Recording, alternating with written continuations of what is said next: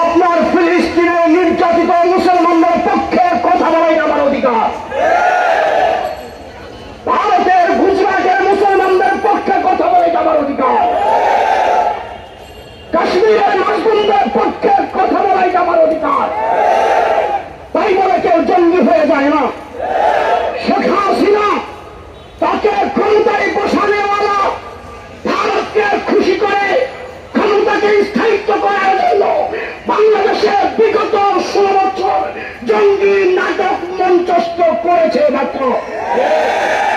আমার জিজ্ঞাসা, যদি 76 কেজি মামলা সত্যই হবে, তাহলে মামলার চূড়ান্ত রায়ের আগে মুফতি হান্নানকে তড়িঘড়ি করে কেন ফাঁসির কাস্টে ঝুলানো হলো? সেই মামলার আসামি তারেক রহমান কেন খালাস পায়? যদি তারেক রহমান খালাস পায়, তাহলে মুফতি হান্নানের দোষ ছিল। তাকে ফাঁসি দেওয়ার বিচারে ফাঁসিরও বিচার কার্যকর করা উচিত। অতএব এই সমস্ত মামলায় যে সমস্ত ওলামায়ে কেরাম এবং মাজলুমরা জেলে আছে, তারা নির্দোষ, তারা নিরপরাধ, তারা জুলুমের শিকার, হাসিনার ক্ষমতার লোভে লিপ্সায় নির্যাতনের শিকার এই সমস্ত ওলামায়ে কেরাম। অতএব জালেম হাসিনা দিল্লি চলে গেছে, দিল্লির কোন নির্দেশ বাংলায় চলতে পারে না, রায়ের কোন এজেন্ডা বাংলায় চলতে পারে না, আমেরিকার ষড়যন্ত্র বাংলাদেশে বাস্তবায়ন হতে পারে না।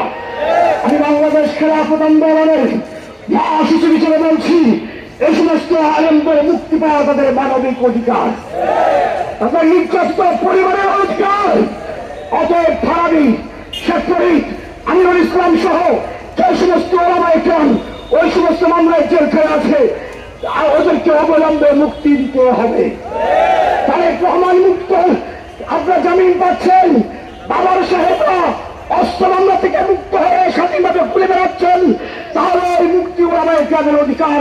অতএব মুক্তি দিবেন, নচেত আরেকদের সাথে বৈষম্যহীন মুক্তি আন্দোলনের সাথে খেলাফত আন্দোলনের একাত্মতা ঘোষণা করে মানে আনতে বাধ্য হবে।